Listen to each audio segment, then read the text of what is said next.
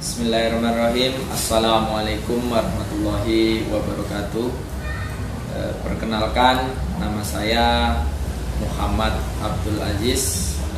Saya merupakan dosen dari program studi manajemen retail, program sarjana di Universitas Muhammadiyah Sukabumi. Pada pertemuan kali ini saya akan memaparkan pertemuan kedua dari mata kuliah metodologi penelitian untuk rekan-rekan semester 6. Kita akan membahas tentang konsep dan proses dari penelitian. Berikut merupakan video pembelajaran yang saya lakukan pada mata kuliah metodologi penelitian dengan materi pertemuan kedua, konsep dasar penelitian dan proses penelitian.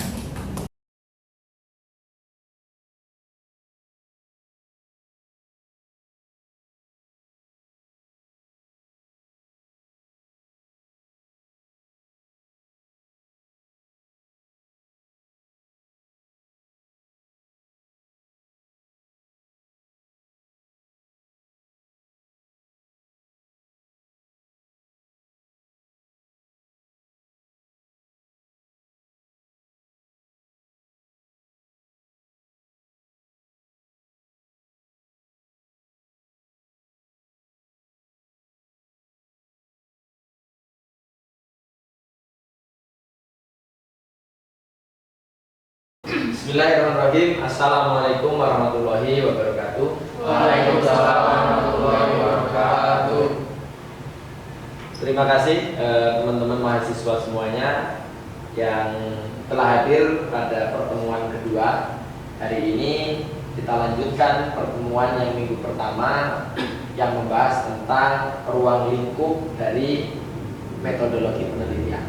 Yang kita bahas sekarang tentang dari dasar-dasar penelitian. Nah, ini menjadi topik menarik karena teman-teman sekarang ini sudah semester 6 yang sebentar lagi teman-teman akan menyusun yang namanya karya ilmiah ataupun skripsi ya.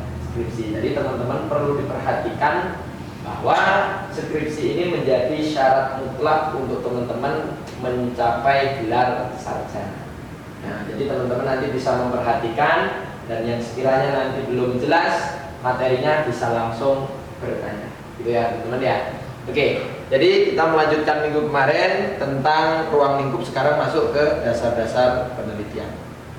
Teman-teman, di sini ada poin-poin penting yang perlu teman-teman perhatikan, bahwa dalam dasar-dasar penelitian itu yang pertama teman-teman nanti paham tentang bagaimana pengantar dari metodologi penelitian, definisi tujuan dari penelitian itu apa saja. Kemudian yang kedua, teman-teman memahami tentang perbedaan penelitian. Jadi penelitian itu terbagi menjadi dua. Ada penelitian yang berbasis kualitatif, ada penelitian kuantitatif. Nah, teman-teman besok memutuskan teman-teman mau mengambil penelitian yang kualitatif atau kuantitatif. Nanti kita bahas semuanya. Kemudian yang ketiga, dalam rencana pembelajaran ini saya akan membahas dari dasar-dasar manajemen rancangan penelitian dari desain penelitian. Jadi ketika teman-teman nanti sudah menentukan kuali, kuanti, turun ke desain penelitian. Desain penelitian menggunakan kuali saja atau kuanti atau kuali dan kuanti. Yang lebih sering kita di dunia akademis itu yang lebih sering menggunakan istilah mixed method, artinya dari penggabungan kuali dan kuanti. Jadi di metodologi penelitian harus dibahas dengan jelas ketika teman-teman menyusun karya ilmiah. Kemudian identifikasi masalah. Nah, ini nanti juga akan kita bahas bagaimana teman-teman cara merumuskan masalah penelitian. Sekali lagi teman-teman, bahwa yang namanya karya ilmiah, yang namanya tugas akhir, yang namanya skripsi, kalau dari basis teman-teman S1 itu skripsi, S2, tesis, kemudian sampai ke strata 3 disertasi, itu ada yang namanya masalah. Kenapa penelitian ini perlu diangkat? Kenapa judul ini perlu diangkat? Karena dasarnya adanya masalah. Jadi kalau dalam konsep penelitian teman-teman menulis skripsi tapi tidak ada dasar masalah yang jelas, itu kurang baik dan tidak bisa dilanjutkan. Karena dasar dalam menyusun karya ilmiah itu harus ada masalah. Nanti kita bahas semuanya. Kemudian nanti selanjutnya teman-teman mencoba untuk mulai menulis ya, teman-teman mulai menulis. Jadi dalam metodologi penelitian ini goalnya teman-teman nanti ketika di pertengahan semester yang awal saya jelaskan di pertemuan pertama, teman-teman harus sudah ada produk. Pertengahan semester teman-teman harus selesai bab 1, bab 2. UAS teman-teman harus selesai bab 1, bab 2, bab 3. Artinya produk itulah nanti yang menjadi goal dari mata kuliah ini. Diharapkan teman-teman sekarang mulai membaca jurnal, membaca referensi sebanyak-banyaknya untuk mulai merumuskan judul penelitian, objek penelitian akan ditetapkan di mana dari teman-teman. Misalkan teman-teman aktif di pendampingan desa, di situ ada UMKM, teman-teman mau fokus objeknya UMKM, boleh saja. Yang paling terdekat dari teman-teman itu apa?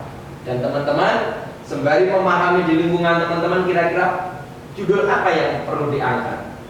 Nah, teman-teman mulai mencari, oh ternyata di desa saya ada nih pengembangan wisata, itu bisa diangkat. Nah, seperti itu. Yang paling terdekat dari teman-teman. Kemudian nanti di sekitar pertemuan ke-4, ke-3 saya akan selalu mereview. Teman-teman akan presentasi dari judul teman-teman yang mulai disusun, dari latar belakang teman-teman, dari pengalaman teman-teman di lingkungan teman-teman yang akan dijadikan topik penelitian. Nanti ya, teman-teman akan maju satu-satu, akan saya review langsung. Sehingga memang goal kita di pertengahan semester itu sudah selesai di bab 2. Akhir sudah selesai di bab 3, sehingga selesai mata kuliah Medpen teman-teman siap untuk ujian UP proposal. Nah, itu akan lebih cepat. Oke teman-teman, kemudian dari sini ada yang perlu ditanyakan? Belum? Belum ya? Yuk.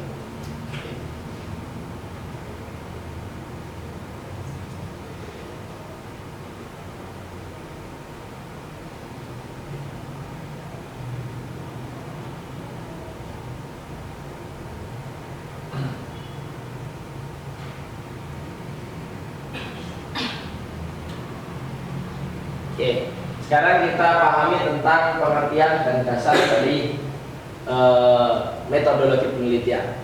Metode yang sering kita dengar bahwa cara tepat dalam melakukan sesuatu. Jadi dalam penelitian itu tentu ada metodenya. Ketika teman-teman berbicara tentang metode penelitian, berarti cara alur seperti apa yang teman-teman akan gunakan dalam mencapai hasil penelitian nanti. Jadi jelas metodenya. Metode pengambilan datanya nanti seperti apa, metode analisis datanya seperti apa, itu harus digambarkan dengan jelas pada karya teman-teman nantinya. Kemudian logos artinya ilmu. Jadi ketika kita gabungkan metode penelitian artinya ilmu yang membahas tentang bagaimana metode itu diterapkan. Kemudian apa penelitian itu? Ini jawaban berbeda karena faktor yang melatar belakangi seseorang peneliti. Penelitian berasal dari kata bahasa Inggris artinya riset. Riset sendiri berasal dari kata re yang berarti kembali, to riset yang berarti mencari. Kenapa kok riset? Artinya terkadang penelitian yang teman-teman tentukan itu pernah dilakukan dari penelitian sebelumnya. Sehingga apa? Teman-teman itu melakukan penelitian ulang untuk memperbarui keilmuannya. Misalkan, contoh, di Amerika Serikat ada pembahasan tentang bagaimana cara peningkatan pendapatan dari UMKM, tapi di Amerika Serikat. Kemudian teman-teman melakukan penelitian kembali dengan metode yang dipakai di Amerika Serikat untuk diterapkan di Indonesia. Artinya melakukan penelitian kembali dari apa yang sudah pernah dilakukan, tapi dengan kebaruan. Boleh Pak? Boleh. Jadi bagaimana teman-teman nanti ketika menyusun judul penelitian, makanya harus ada referensi utama dan referensi pendukung. Referensi utama di mana teman-teman itu mengutip dari misalkan variabel apa yang digunakan. Jadi makanya kenapa dalam pedoman karya ilmiah skripsi teman-teman itu harus ada sekitar 5 referensi jurnal internasional. Karena apa? Harapannya dari penelitian yang pernah dilakukan di negeri tetangga itu kita lakukan kembali di negara kita, sehingga hasilnya nanti seperti apa, menjadi pembanding apakah hasilnya sama, apakah hasilnya berbeda. Nah, itu melakukan atau mengulang dari penelitian atau mereplikasi, tapi bukan plagiarisme, tapi melakukan penelitian ulang dengan topik yang sama kita terapkan di negara kita. Seperti itu.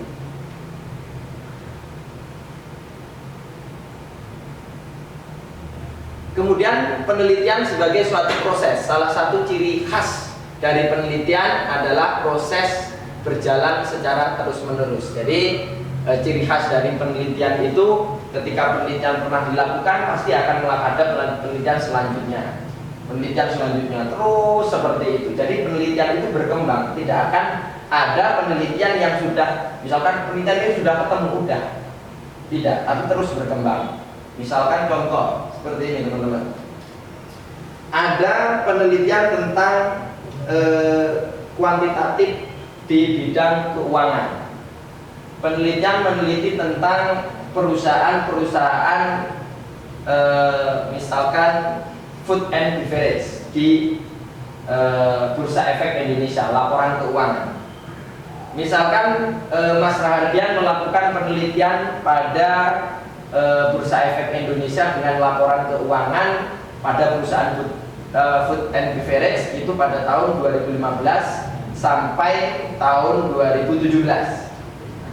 Kemudian ketika kita di tahun 2024 sekarang ini, apakah sama nanti hasilnya? Belum tentu. Makanya ilmu itu selalu berkembang dari tahun ke tahun. Sehingga perlu adanya lagi penelitian ulang di tahun yang relevan sekarang ini. Karena nanti hasilnya bagaimana?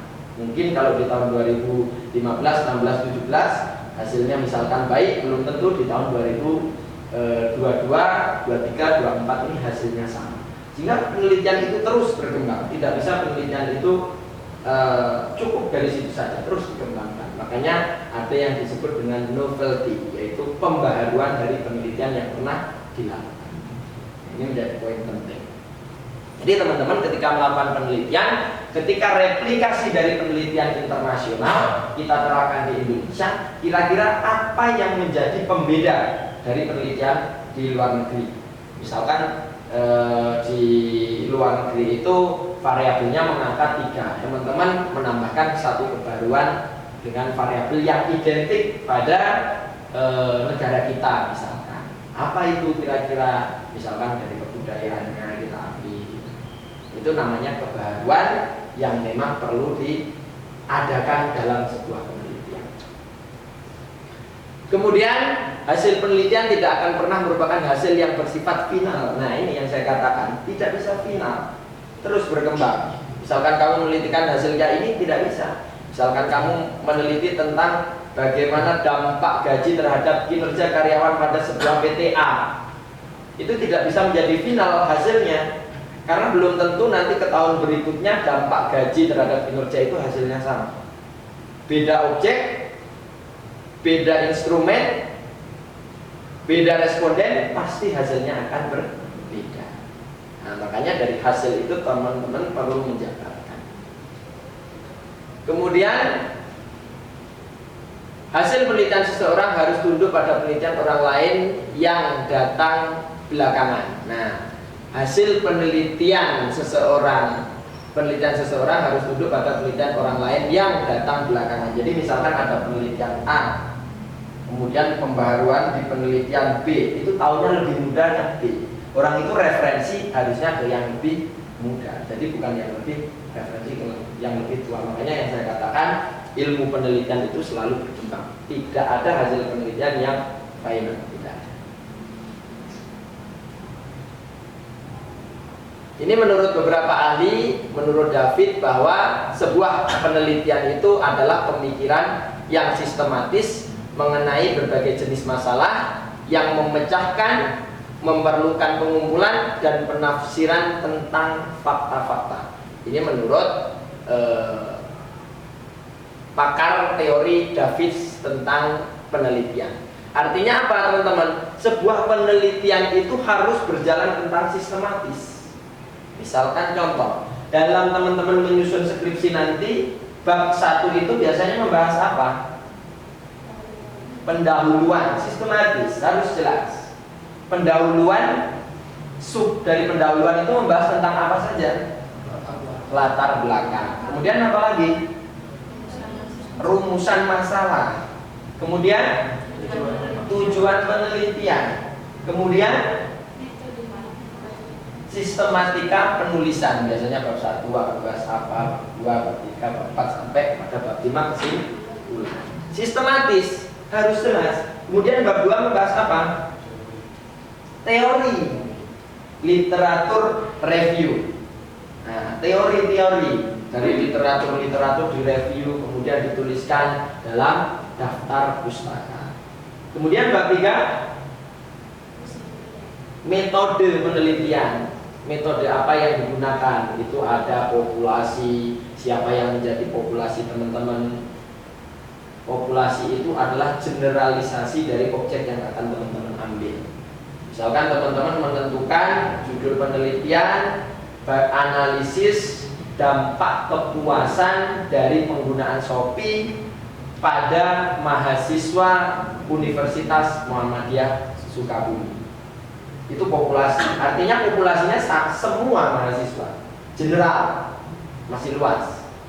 Dari populasi nanti turun menjadi sampling.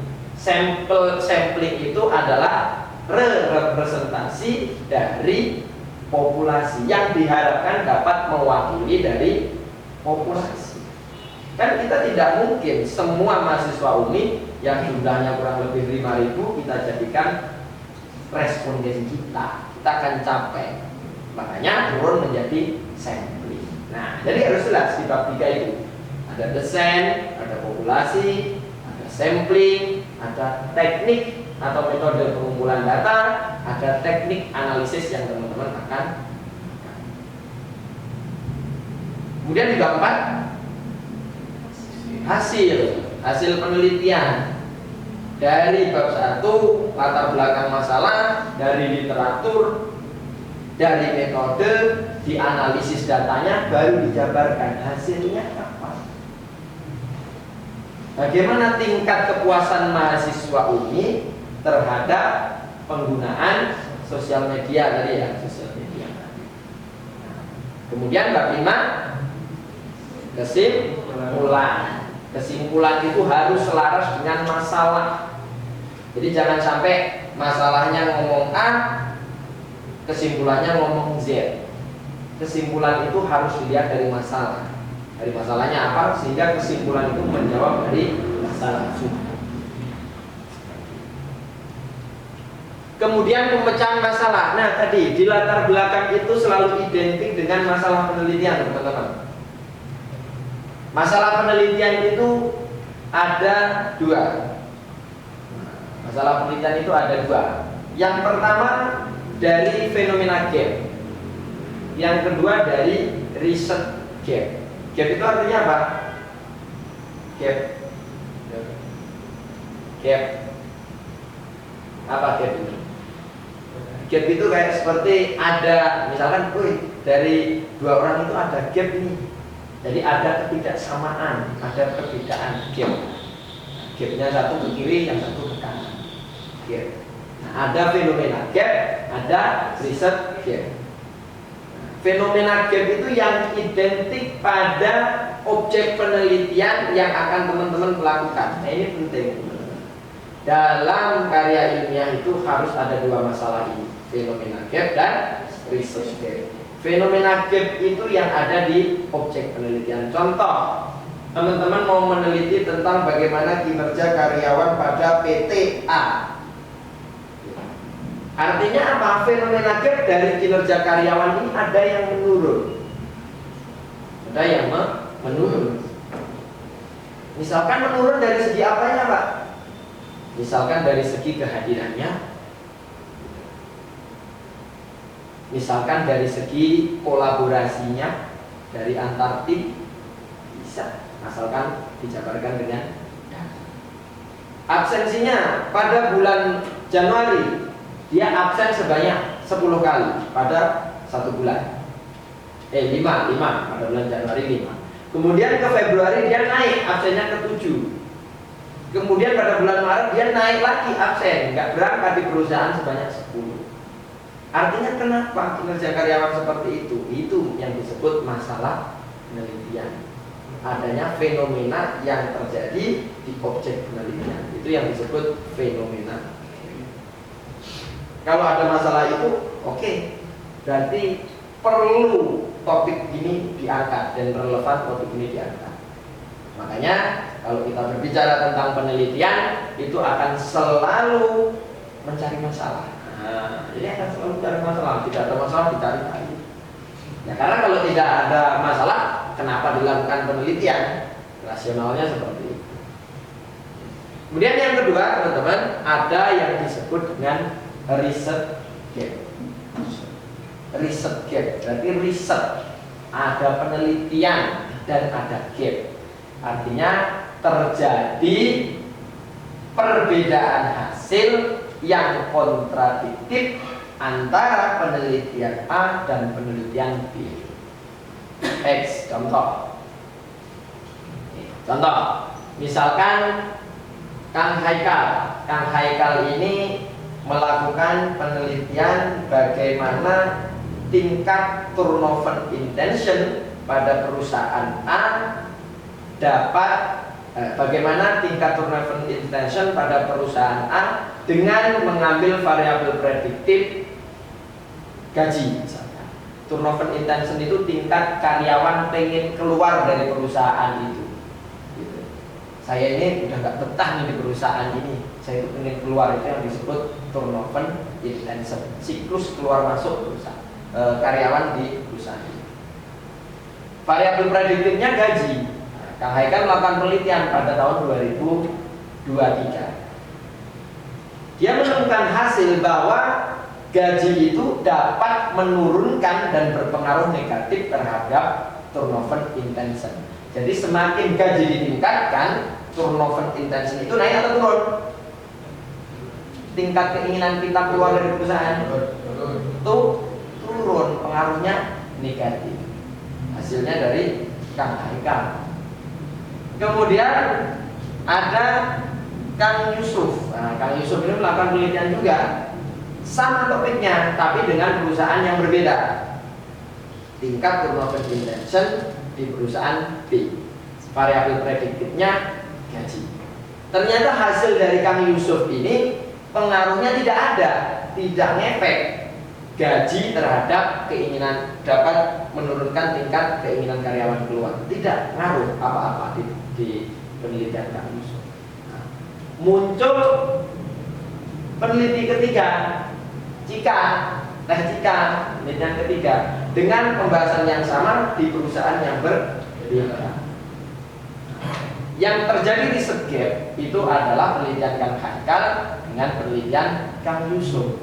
Riset gap, adanya gap berbeda dari hasil penelitian A dan berbeda dengan hasil penelitian B. Makanya perlu jika melakukan penelitian ulang, hasil penelitian tes jika nanti akan mengkonfirmasi yang mana, Kang Haikal atau Kang Yusuf. Gitu. Jadi riset gap itu adalah pendukung dari fenomena gap. Jadi ketika teman-teman masalah penelitian itu ada dua, antara fenomena gap dan riset gap, lengkaplah sudah, topik itu segera diangkat dan diselesaikan. Relevan.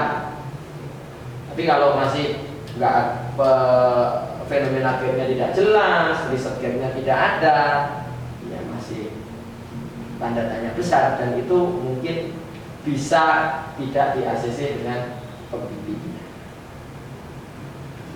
Ada yang tanyakan? Ada yang tanyakan? Jelas?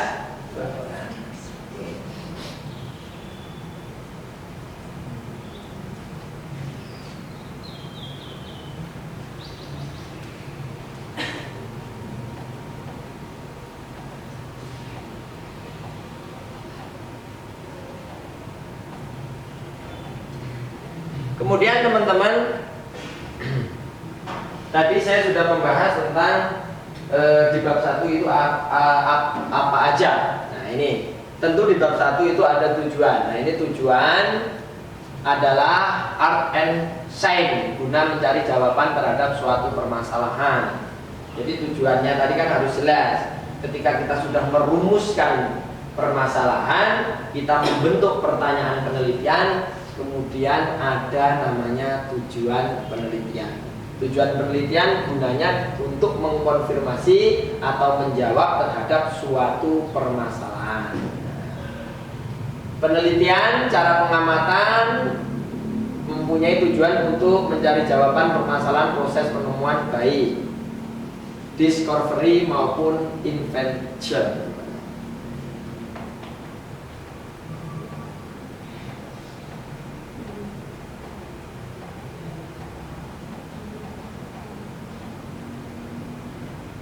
Kemudian teman-teman,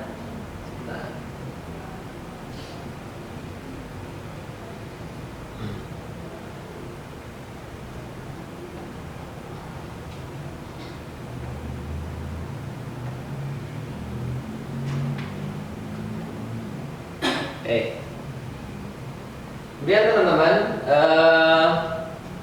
tadi kita membahas bagaimana tentang ada dua topik penelitian yang berbeda ya. Jadi ini sebenarnya awal. Ada penelitian kuali, ada penelitian kuanti.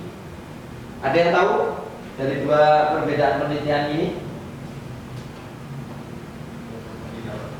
Tidak? Tidak. Sudah tahu? Jadi perbedaan dari penelitian ini, yang pertama misalkan kuali, penelitian kuali. Jadi teman-teman nanti memilih kuali atau kuanti. Kalau kuali itu penelitiannya sifatnya mencari atau mengkonfirmasi sejarah-sejarah. Misalkan teman-teman mau meneliti tentang kualitatif, histori tentang sejarah kerajaan mana? Pajajaran misalkan. Teman-teman itu mencari sejarah. Teman-teman bisa tanya kepada sejarawan, tanya satu, kemudian nanti tanya lagi sejarawan dua, sampai benar-benar sumber itu habis baru yang disebut itu kita boleh stop. Kalau kuali, cari mana sejarahnya, kita wawancara dan lain sebagainya. Kalau kuantitatif itu sifatnya dengan angka, data. Kuantitatif sifatnya penelitian yang tidak jauh dengan angka. Maksudnya seperti apa, Pak? Contohnya seperti ini. Teman-teman misalkan penelitian kuantitatif. Teman-teman akan menentukan dulu berapa skala yang digunakan untuk mendapatkan jawaban dari responden. Misalkan teman-teman menggunakan skala 5. Skala itu yang disebut skala Likert, makanya kaitannya dengan angka. Hasilnya dari jawaban responden nanti kembalinya angka. Makanya disebut penelitian kuantitatif yang kaitannya dengan angka. 1 misalkan sangat tidak setuju, 2 misalkan tidak setuju, 3 itu netral, 4 itu sangat, 4 itu setuju, 5 itu sangat setuju. Angka. Kemudian dari angka itu nanti ada pertanyaannya.